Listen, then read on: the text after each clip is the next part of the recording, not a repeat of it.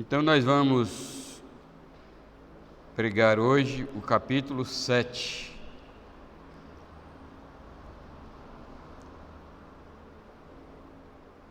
E aqui, esse capítulo aqui já é a execução do dilúvio. O capítulo 6 foi a promessa e a aliança, a promessa do dilúvio e a aliança com Noé. Capítulo 7, aí já é a execução do dilúvio. E eu elaborei um tema aqui, o assunto é o dilúvio, né? E qual tema nós podemos trabalhar neste assunto? Aí elaborei um aqui, Gênesis capítulo 7, tem como tema o propósito de Deus ao enviar o juízo do dilúvio. Ou seja, o que nos ensina o juízo do dilúvio? Porque vocês vieram aqui hoje para aprender a palavra de Deus, não foi? Amém? Então, o que nos ensina esta passagem? O que podemos aprender com esta passagem? Qual é o propósito que Deus tinha ao enviar o juízo do dilúvio? E a mensagem, para clarear os nossos pensamentos acerca do propósito que Deus tinha ao enviar o juízo do dilúvio, tem vários propósitos, nós vamos trabalhar alguns aqui. Então, a mensagem é: o dilúvio aponta para todos os juízos que ainda virão sobre a terra, ou seja, os acontecimentos descritos no livro de Apocalipse. Portanto, você devia, no desenrolar da história humana e especialmente nos dias de hoje, prestar mais atenção na história do dilúvio. Essa mensagem é importante porque, assim como nos dias de Noé, durante 120 anos, e Noé dando aquelas paradinhas para fazer a pregação de advertência, avisando a humanidade do seu tempo para a mensagem de Deus prometendo o juízo do dilúvio. Mas naqueles dias as pessoas estavam muito ocupadas com as coisas da terra, para pensar em coisas ruins.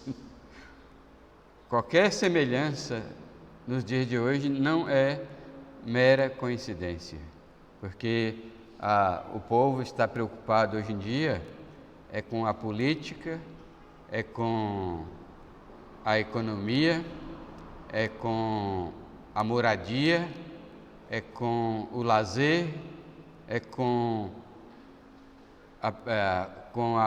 a pergunta, a questão se vai ou não faltar alimento nas prateleiras dos mercados, como já está faltando em alguns países, né?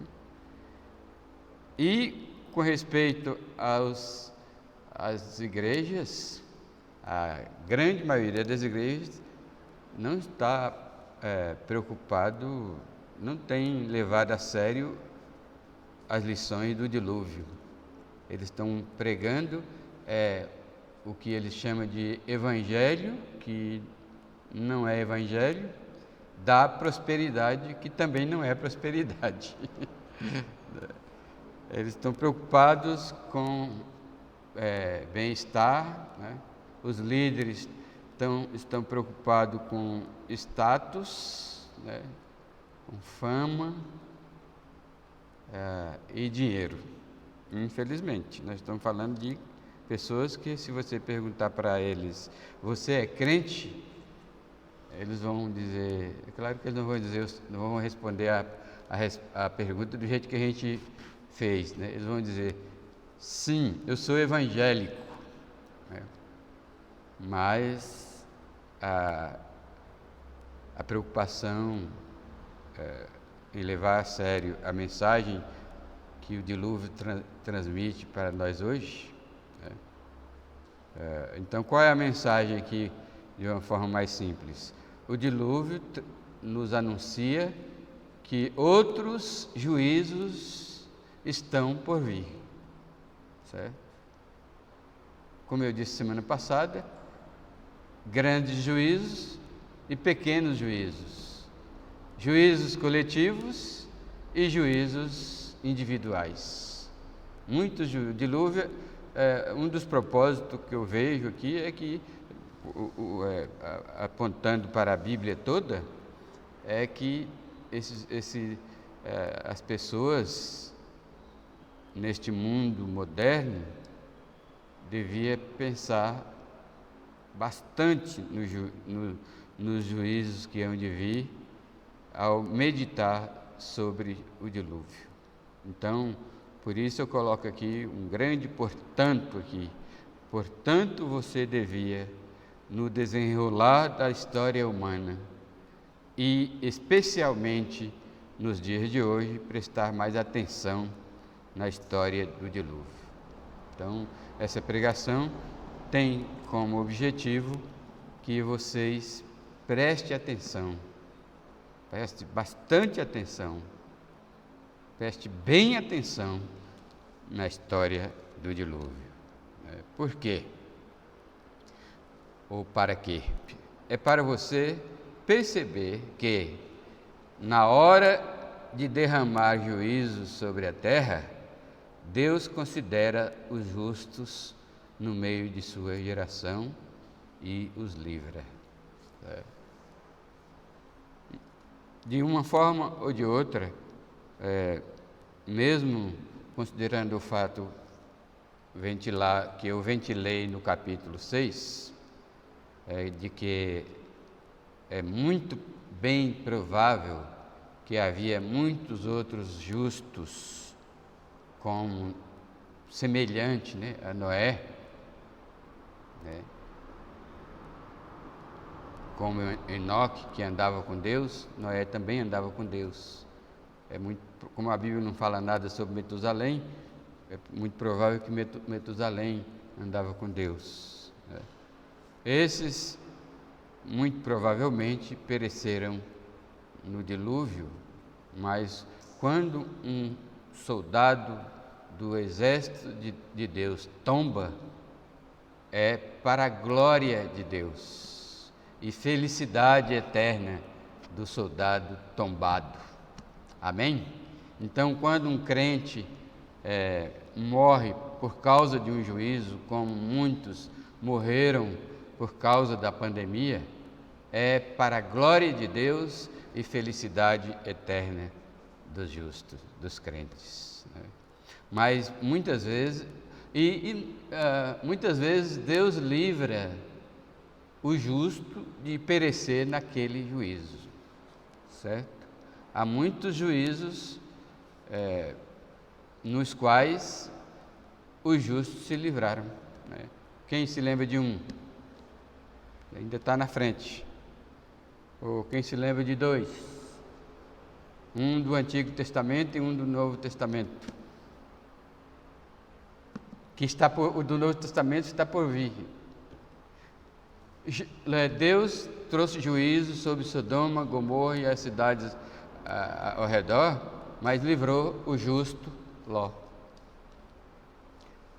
Deus vai trazer o juízo da grande tribulação, porque a manifestação do anticristo para governar a terra é um juízo, mas Deus vai livrar os justos. Toda a igreja será arrebatada. Então, arrebatamento é um livramento, né? Mas outros juízos, né, Deus não livra, e outros Ele livra. No caso aqui, Ele livrou apenas um justo, né, porque Ele tinha um propósito, né? Então, o primeiro ponto aqui para você pensar no dilúvio é que quando Deus envia um dilúvio, quando Deus envia um juízo sobre a humanidade, né, muitas vezes Ele livra pelo menos um justo, ou todos os justos. O Salmo 46 tem uma promessa de livrar todos os justos, né? Salmo 46, depois você lê lá. Então, quando Deus decidiu enviar o dilúvio, Ele considerou os justos existentes naquela época e livrou Noé e a sua família, porque ele tinha um propósito.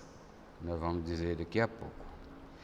Disse o Senhor a Noé: entra na arca, tu e toda a tua casa. Porque aqui está a frase, caput do ponto enunciado aqui, do argumento enunciado. Porque reconheço que tem sido justo diante de mim no meio desta geração. Em toda história humana, a característica era corrupção. Sempre, toda a raça humana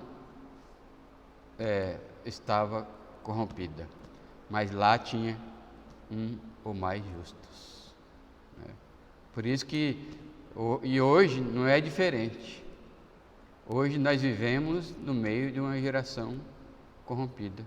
Quando Pedro teve que convidar, no capítulo 3 de Atos, né? Aliás, no capítulo 2, no primeiro capítulo, ele disse assim: arrependei-vos e cada um de vós seja batizado. Tem uma aqui, eu acho que é 3,19. Arrependei-vos, pois convertei-vos. Aqui tem uma passagem que Pedro exortou. Aqui mesmo, 40. Com muitas outras palavras, né?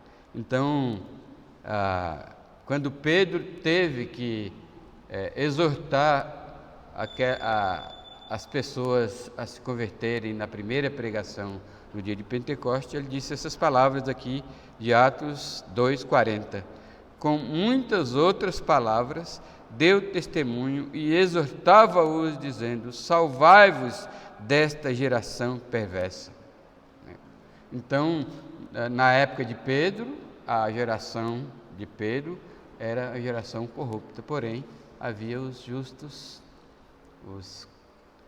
o povo, os apóstolos e a igreja em Jerusalém. E hoje é a mesma coisa. Hoje nós vivemos no meio de uma geração pervertida, corrompida e corrupta. Então, a igreja está neste mundo. Graças a Deus, o nosso Senhor disse que nós estamos no mundo, mas não somos deste mundo.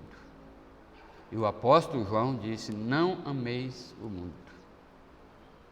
Então, meus irmãos, Deus está olhando do seu trono, de onde Ele está governando o universo,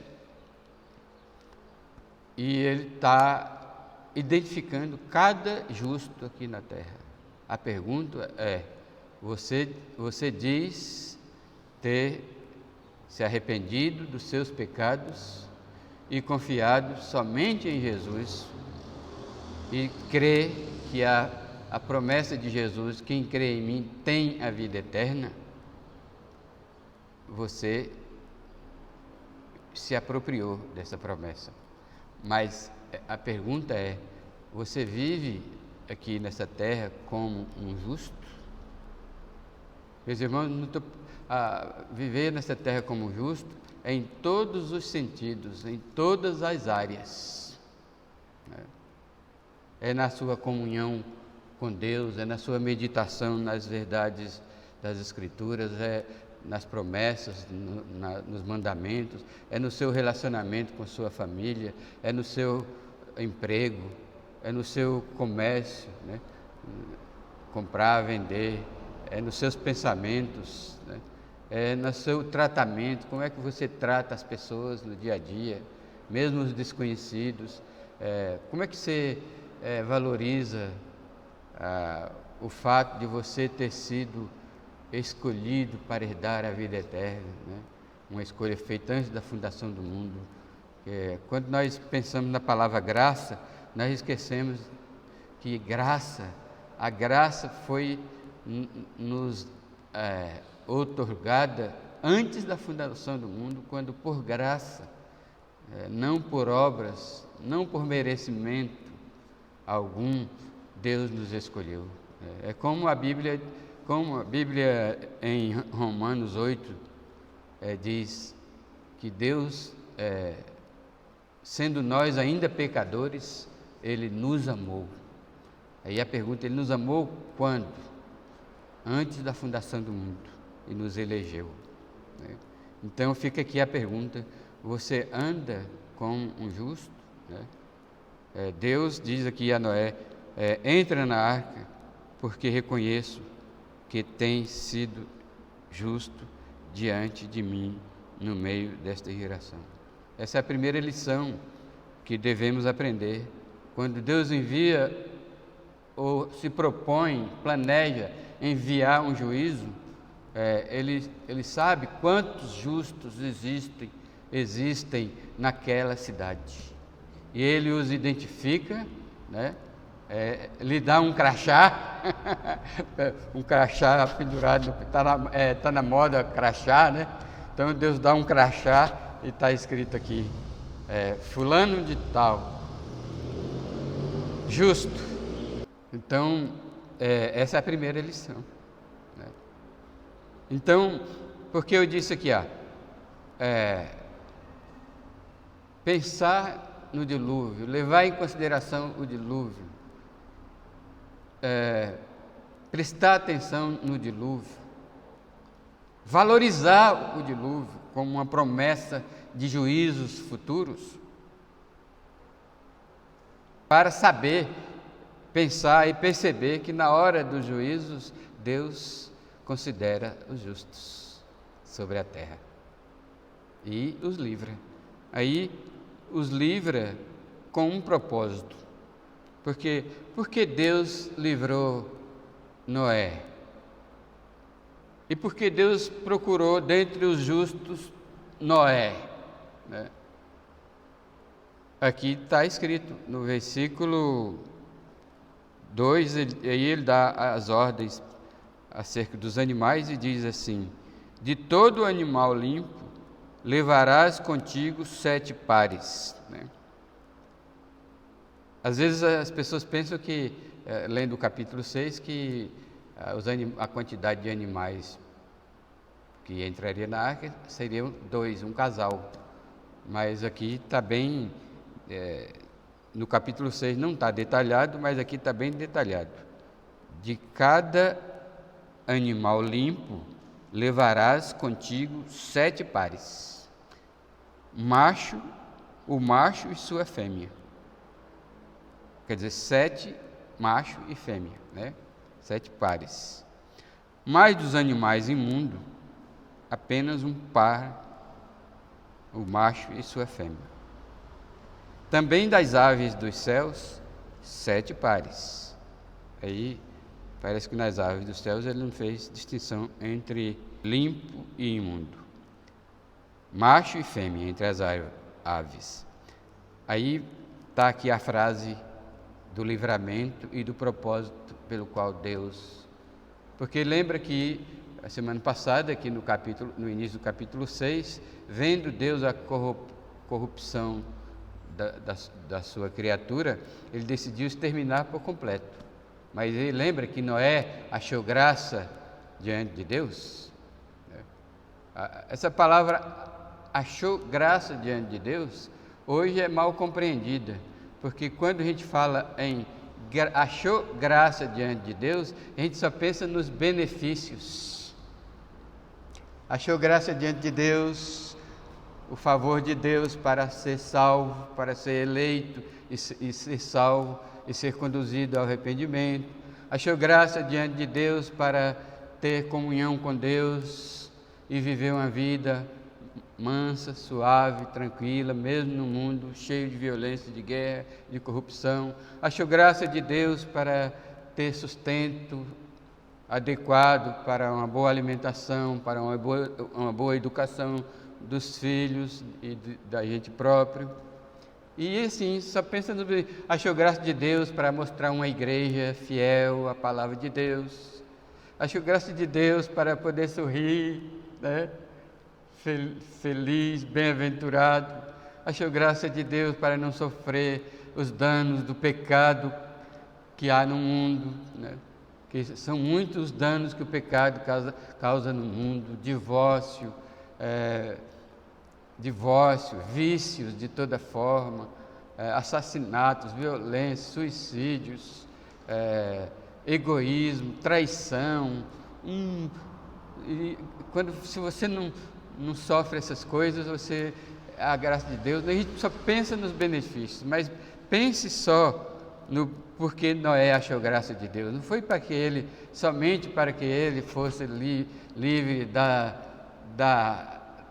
de perecer junto com o restante da humanidade pelo dilúvio, mas Deus tinha uma finalidade.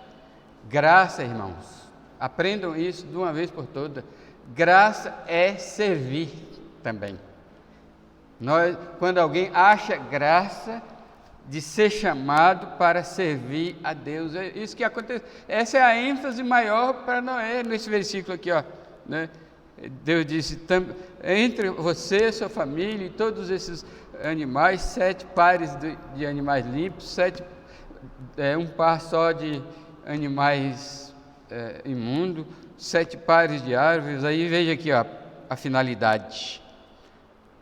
Por que Noé achou graça diante de Deus? Para se conservar a semente sobre a face da terra. Então, por meio de Noé, seu ministério, o propósito de Deus era conservar a vida. Então, note, meus irmãos, que se você pense na finalidade da graça, não é somente os benefícios, trata-se do privilégio santo de servir. E se você viver como justo nessa terra, como Deus identificou Noé, você vai ser usado para salvar muitas vidas, para preservar muitas vidas. Foi para isso que Deus nos chamou, para preservar vidas. Quando José do Egito, isso me lembra José do Egito, quando José do Egito encontrou seus irmãos, ele disse: vocês tentaram mal, mas Deus transformou em bem para preservar muitas vidas. Meus irmãos, a igreja está presente nessa terra para preservar vidas. Milhares e milhares estão indo para o inferno, morrendo e indo para o inferno, mas porque você vive como um justo nessa terra, Deus vai lhe usar, isso é graça, vai lhe usar para servi-lo. Lembra da epístola de Filipenses? Ali no capítulo 1, o apóstolo Paulo diz que a graça de Deus, os filipenses acharam a graça de Deus no fato de sofrer por causa do Evangelho, sofrer por Cristo. Então, muitas vezes nós vemos só os benefícios, mas não vemos que também é um privilégio sofrer, e é um produto da graça, sofrer pelo Evangelho, sofrer por Cristo. Então, note que fique firme na sua cabeça, que quando alguém acha graça aos olhos do Senhor, é porque Ele quer lhe usar para preservar vidas. Então disse o Senhor a Noé: entra na arca, tu e toda a sua casa, porque reconheço que tens sido justo diante de mim no meio desta geração. Entra na arca para se conservar a semente sobre a face da terra. Aí Deus relembra e enfatiza novamente a promessa. Ele diz: porque daqui a 7 dias farei chover sobre a terra durante 40 dias e 40 noites. A chuva, propriamente dita, durou 40 dias e 40 noites. Lá mais para frente vai dizer que as águas prevaleceram na terra 150 dias. É que choveu durante 40 dias, 40 noites seguidos, né? E as águas represaram, né? E não escoaram só durante os 150 dias. Né? E da superfície da terra exterminarei todos os seres viventes. E tudo fez Noé segundo o Senhor lhe ordena. Essa é a marca do justo. Quando eu estou perguntando, você está vivendo como um justo nesta terra corrupta, nesta geração corrupta? A resposta está aqui, ó. Você faz tudo de acordo com como o Senhor manda? Ou você faz uma coisinha e não faz outra?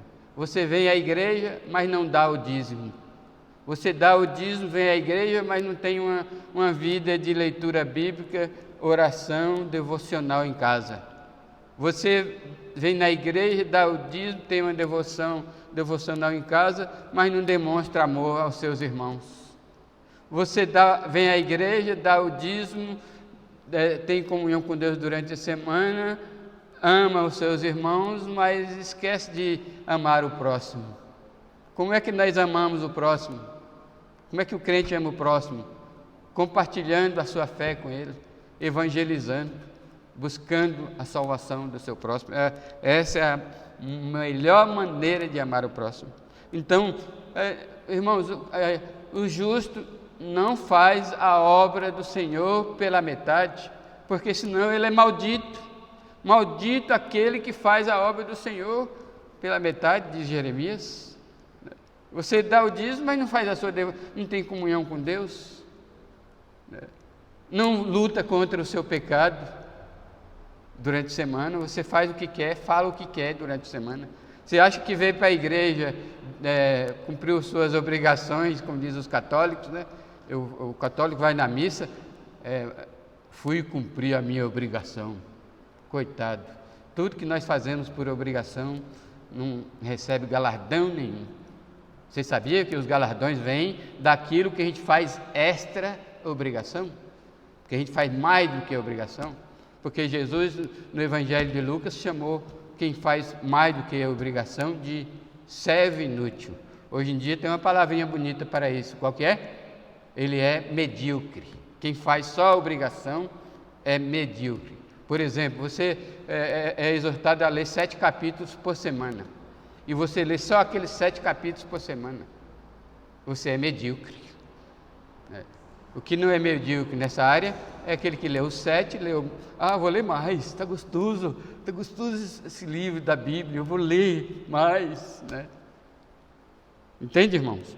Então, essa aqui cabe muito bem a maldição de Jeremias, né? Porque viver como justo é fazer tudo segundo o Senhor lhe ordenara, como fez Noé. Amém, meus irmãos? Então, quero enfatizar esse ponto. Por que você deve prestar atenção, mais atenção no dilúvio? Para você perceber que na hora de derramar juízo sobre a terra corrompida, Deus considera os justos no meio da sua geração e o livra. Amém? Aqui vocês me entenderam o que significa o livra, né? Mesmo que o justo pereça naquele juízo, foi para a glória de Deus e para a felicidade eterna daquele justo. Eu sei que muitos não acreditam, né? Meu irmão, essa semana eu estava meditando sobre meu irmão, né? Meu irmão era diácono da igreja, fiel, pau para toda obra, né? Ele é aquele diácono que fazia tudo. Se precisasse pregar, ele pregava, né? Se precisasse subir no telhado para arrumar a igreja, ele fazia. Ele era metalúrgico, mas ele aprendeu também a arte de pedreiro, ele fazia. E uma amiga da Lore, coincidentemente, era membro da igreja dele, escreveu para a Lore: seu irmão foi uma grande bênção na minha vida. E contou a história lá para a Lore. Mas meu irmão morreu. Vou chorar? Vou chorar. Mas um choro de gratidão. Obrigado, Deus. Eu não posso ser egoísta de querer que meu irmão viva mais aqui na terra, porque ele morreu para a tua glória, primeiramente, e para a felicidade eterna dele próprio. Amém? Porque essa é a promessa de Deus para os justos, né? É isso que eu quis dizer quando disse que Deus considera os justos da sua geração e o livra, né?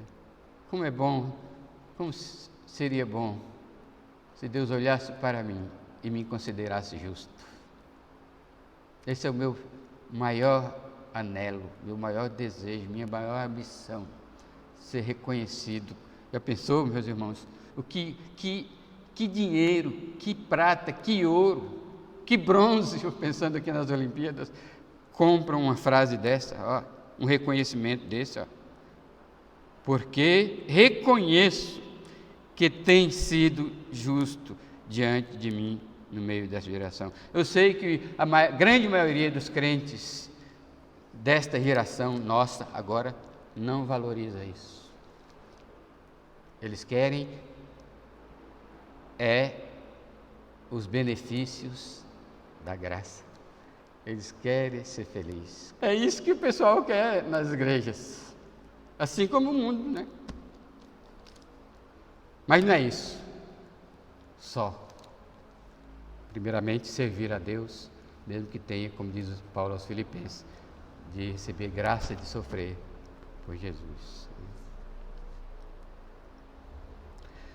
Então, um segundo argumento aqui, para você prestar mais atenção no juízo do dilúvio, é para você perceber que Deus cumpre suas determinações. Ou seja, os juízos prometidos virão, certamente. Meus irmãos, na Bíblia há vários juízos prometidos e há vários juízos não prometidos para nós, porque em Deuteronômio 29 diz que as coisas reveladas pertencem a nós, as não reveladas pertencem a Deus. Então, há muitos juízos, não está revelado em lugar nenhum. Eu vi alguém perguntou para mim, Juvenal, alguém perguntou para mim, eu ia falar o nome, perguntou para mim alguém, Juvenal, tem alguma passagem na Bíblia que promete, que fala do coronavírus? Eu falei, não. Então as pessoas que estão dizendo, que tem pessoas dizendo aí, que na Bíblia está prometendo o coronavírus. Não há, em parte alguma, uma promessa deste juízo. Então, há juízos secretos que só Deus sabe. Só vem depois, a gente só percebe depois que vem. Depois que a casa cai em cima da gente. Então, tanto juízos coletivos como juízos individuais. Há muitos juízos que estão por vir que não estão na Bíblia, mas tem muitos juízos prometidos na Bíblia e que se diga o livro de Apocalipse. Porque, como eu disse, o dilúvio, o juízo do dilúvio nos remete ao Apocalipse. Por isso que a gente tem que prestar atenção no juízo do dilúvio. Aliás, devemos prestar atenção porque o dilúvio aponta para o livro de Apocalipse. Mas não somente isso, aponta para o que está entre o dilúvio de Noé, do tempo de Noé, e o Apocalipse. Certo? Então, fique esperto, meus irmãos. Preste atenção no dilúvio, na história do dilúvio, para você perceber que Deus cumpre suas determinações, ou seja, os juízos prometidos e não prometidos, né, certamente virão. E aqui fala no versículo 6: tinha Noé 600 anos de idade, quando as águas do dilúvio inundaram a terra. Aqui nos faz voltar ao capítulo 6, onde Deus, antes da fundação do mundo, Deus havia determinado destruir a humanidade toda e preservar a humanidade com os animais e preservar uma família, né, e um homem e sua família. No capítulo 6, ele revela esse propósito, essa determinação a Noé. E Noé passou para a humanidade toda durante 120 anos. Então o dilúvio foi anunciado. Foi a tragédia, a famosa tragédia anunciada. Vamos imaginar um pouquinho aqui, com os nossos botões, quantas pregações Noé fez durante 120 anos? Quantas pregações Noé fez? Quem acha? Eu estou aqui há 30 anos, eu perdi as contas de quantas pregações eu fiz. Agora imagine Noé, quantas pregações dizendo: Deus vai destruir homens e animais que Ele criou. Arrependam-se. Confie em Deus e muda o seu estilo de vida. Santifique-se. Pratique a semelhança com Deus. Quantos sermões Noé pregou, né? Mas é porque eles não acreditavam que Deus cumpre as suas determinações. E esses 2 versículos aqui: e aconteceu que depois de 7 dias vieram sobre a terra as águas do dilúvio. Ou seja, o que Deus promete, Ele manda. Isso que significa temer, Ele cumpre. O que Deus promete, Ele cumpre. É isso que significa temer a Deus, é saber que Ele cumpre as suas determinações, né? Se Ele promete juízo, Ele cumpre. Se Ele promete bênçãos, Ele também cumpre, né? Essa é a história dos versículos 6 a 10. Então, quem presta atenção na história do dilúvio vai entender isso. Deus não falha nas suas promessas, nas suas determinações, Ele cumpre. E, sabendo isso, vai procurar viver como um justo nessa terra. Porque a razão por que as pessoas não vivem como justos, as pessoas que professam fé em Cristo, não vivem como justo nessa terra, porque não tem medo do juízo. Eles acham que tudo que está escrito aqui na Bíblia não vai se cumprir. E os juízos secretos que Deus tem a respeito da humanidade ou individualmente sobre ele, não vai se cumprir, né? Mas, se você presta atenção no dilúvio, você vai perceber que Deus cumpre. Aí você vai ser cada vez mais temente a Deus e cada vez mais procurando, pela graça de Deus, com fé na graça de Deus, vai procurando ser cada dia mais justo diante de Deus e dos homens. Justo, o tema justo na Bíblia não significa aquele que faz justiça, né? Não significa ver uma pessoa matando o outro e você vai matar, mata também. Não é esse tipo de justiça que a Bíblia fala sobre ser justo, praticar a justiça. A palavra justiça na Bíblia, a maioria das vezes, significa viver em santidade, né? Vivendo, considerando e obedecendo a semelhança pela qual Deus lhe criou e obedecendo as suas ordens pela graça. Isso que é viver de uma forma justa, em santidade. Terceiro ponto aqui por que eu devo prestar mais atenção na história do dilúvio? É para perceber que, por amor dos justos, a ênfase aqui é nos justos, Noé foi escolhido dentre os justos, né? Por amor dos justos e de acordo com o seu plano, Deus conserva a vida na terra. Então nós vamos perceber que Deus ama os justos e por amor dos justos Ele conserva a vida na terra. Não foi assim a oração de Abraão? Quem se lembra? Deus disse, os 3 anjos, dentre eles a pessoa de Jesus pré-encarnado, de tornar na semelhança de homem, como diz Filipenses 2, avisou para Abraão que nós estamos indo para Sodoma. Fazer o quê? Destruir a cidade, porque a cidade se corrompeu. As 2 cidades e os seus arredores se corromperam. Nós vamos destruir. Aí Abraão pensou no sobrinho. Então, por amor ao justo, Deus conserva os seus. Aí a história de Timóteo, eu citei porque Abraão orou insistentemente, como Jesus mandou.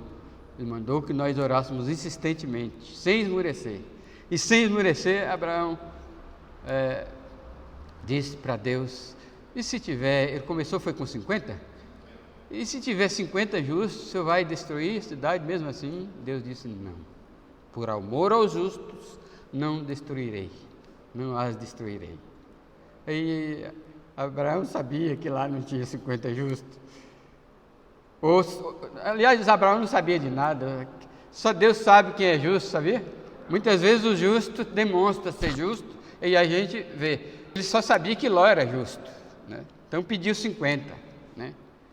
Mas ele não sabia se havia 50, porque o justo normalmente trabalha quietinho, não sabia? O justo trabalha quietinho, não faz alarde, não faz propaganda, né? Mas o injusto, sim, os injustos, quem é injusto a gente sabe, né? Ele não faz as coisas certas, a gente sabe, ele está na cara, a gente sabe que, que aquele justo, aquela justa, aquela metida justa, aquele metida justo não faz não cumpre o seu papel de justo na terra e as suas obras más aparecem. Mas do justo, né, dificilmente aparece, porque ele é justo para com Deus, né, e ele não faz alarde, né.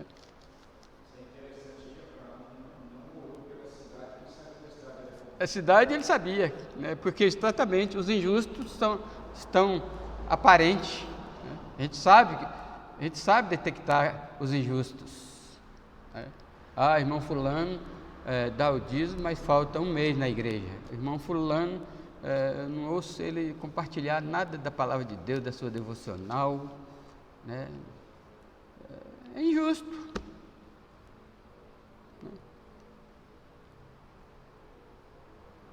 Então Abraão orou até chegar a 10, né?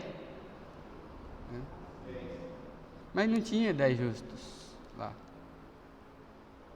Mas como a Bíblia diz que Deus é poderoso para fazer infinitamente mais do que tudo quanto pedimos ou pensamos, não havia 10 justos, só havia um justo. Aí Abraão não pediu por um justo, mas Deus salvou aquele único justo. Só Ló era justo. As filhas, provavelmente. Vamos dizer que as filhas também fossem justas. A mulher não. Porque olhou. Veja aí, ó, o injusto logo aparece. A mulher de Jó, a gente pode afirmar que não vivia como justo ali dentro daquela geração corrupta. Porque o justo não olha para trás, diz o livro de Hebreus. Quem retrocede, Deus não tem prazer. Lembra? Né? Já acabamos as pregações de Hebreus, mas ela está quentinha aqui no meu coração. E eu espero que no seu também. Amém? Então, nós devemos prestar atenção, mais atenção na história do dilúvio, para perceber que, por amor aos justos e de acordo com o seu plano, Deus conserva a vida. E aqui está escrito, a partir do versículo 11: no ano 600 da vida de Noé, aos 17 dias do segundo mês, nesse dia romperam-se todas as fontes do grande abismo, e as comportas dos céus se abriram, e houve copiosa chuva sobre a terra durante 40 dias e 40 noites. Nesse mesmo dia, aqui ó, por amor ao justo, entraram na arca Noé, seus filhos, até os filhos de Noé, esposos, foram preservados por causa do justo. Então, voltando para Ló, muito provavelmente somente Ló era justo, mas Deus preserva a vida por amor aos justos. Né?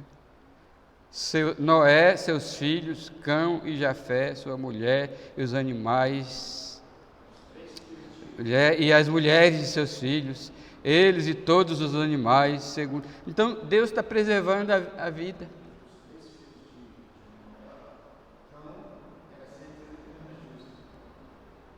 Depois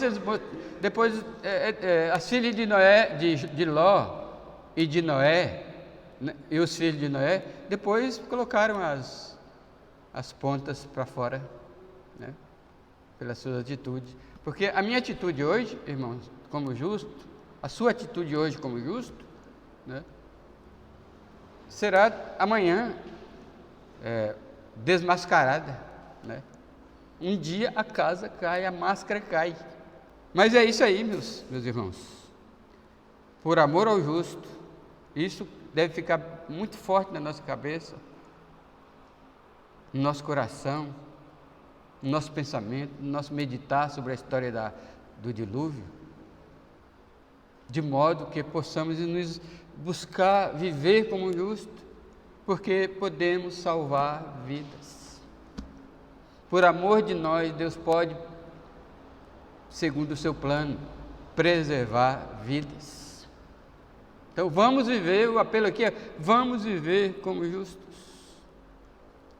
E por último,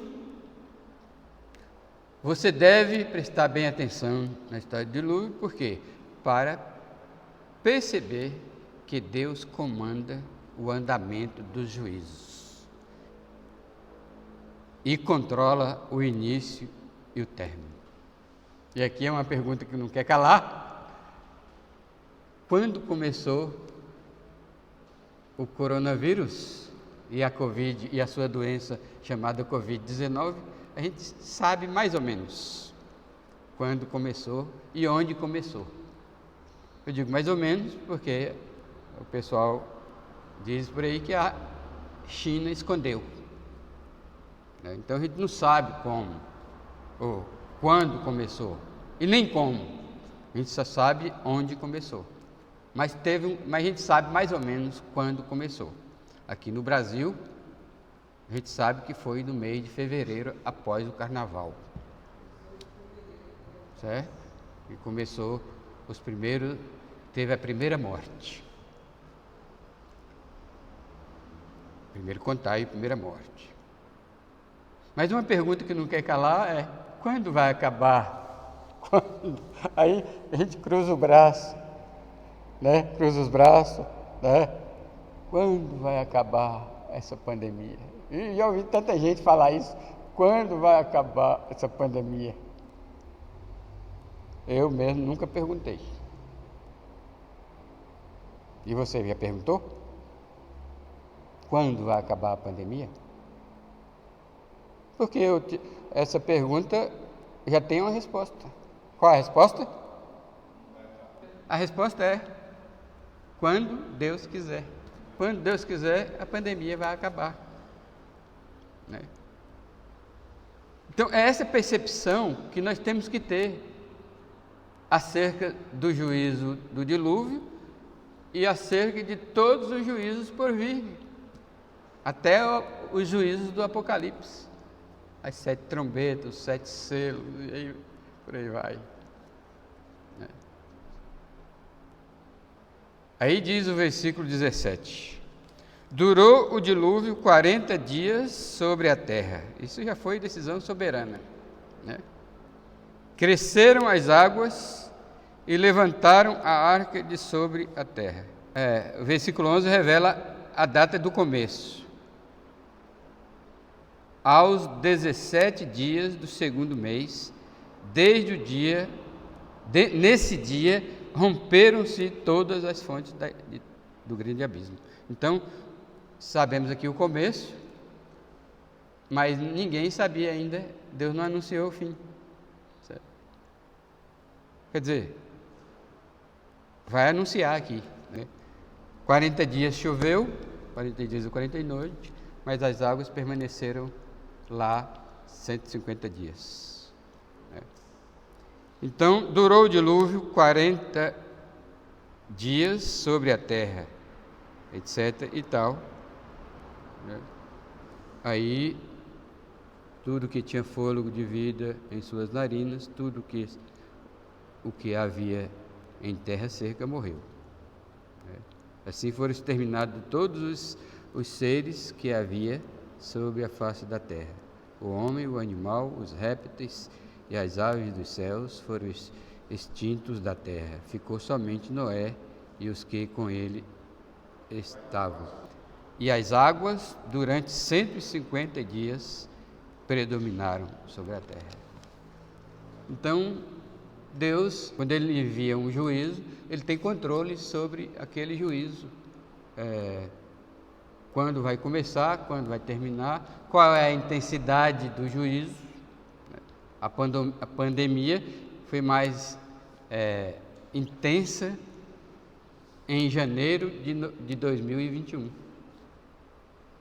Não foi no começo, foi aumentando, mas quando foi em janeiro, vieram as festas de Natal e tal, e as baladas, e as festas, e tantas coisas, e o povo não levou a sério, e morreu muito mais em 2021 do que morreu em 2020.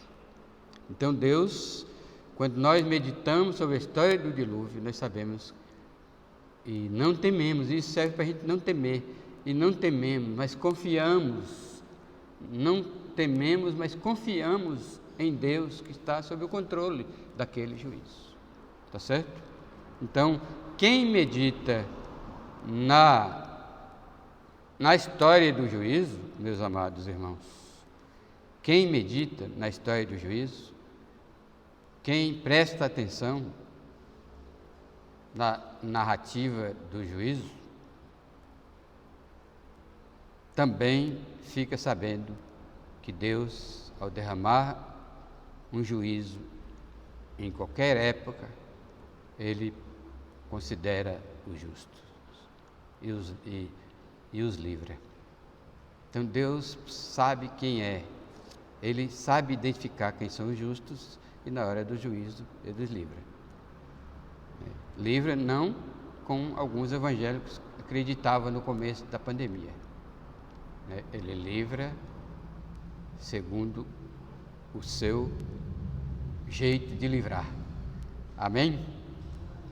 Porque isso se aplica até para as pessoas falam: mas Jesus orou lá no Getsemane, Pai, afasta de mim esse caso. Deus não ouviu a oração dele? Claro que ouviu, eu falei isso para vocês. Aí também, então eu vou dizer rapidamente aqui, quem considera o juízo, a história do juízo do dilúvio, quem pensa nele, quem presta atenção, vai ficar sabendo que ao derramar o dilúvio, a maneira de Noé, a exemplo de Noé, Deus considera os justos e os livra. E, além disso, ele percebe que Deus cumpre as determinações, Deus é fiel. Em terceiro lugar, ele percebe que, por amor ao justo, então vale a pena ser justo, porque nós podemos ser um instrumento de Deus, porque por amor do justo, de acordo com o seu plano, Deus conserva vidas. E ele percebe, em último lugar, que é Deus quem comanda. Quando Deus envia o juízo, Deus está sob o comando do começo, do fim, da intensidade e qualquer outra característica. E por fim, nas considerações finais, eu vou repetir aqui a mensagem e dizer: o dilúvio aponta para todos os juízos que ainda virão sobre a terra, ou seja, os acontecimentos descritos no livro de Apocalipse. Então, grosso modo, o juízo do dilúvio aponta para o livro de Apocalipse, mas também para o que está entre o dilúvio e o Apocalipse, porque entre o dilúvio e o Apocalipse há vários juízos, uns prometidos, outros não prometidos, uns revelados, outros ainda secretos, mas há esses juízos individuais e juízos coletivos, né? Então, aí, por isso que a gente deve prestar atenção no desenrolar da história humana, e especialmente nos dias de hoje, na história do dilúvio. Aí, quando a gente presta atenção na história do dilúvio, além dessas percepções, nós podemos meditar nos resultados. Como seria a Igreja de Jesus se todos prestassem atenção na história do dilúvio e considerassem no temor do Senhor, vivendo como um justo? Eu acredito que os resultados seriam mais conversões, mais temor a Deus, mais santificação, com certeza. Vamos orar por isso e pedir e rogar e exortar, rogar a Deus para que Ele toque no coração dos crentes a meditar mais na história do dilúvio e que Ele mande resultados desta manifestação dos crentes em forma de mais conversões, mais temor, mais santidade. Amém? Deus nos ajude, nos dê graça para podermos prestar bastante atenção nas coisas de Deus e nas suas promessas. Amém?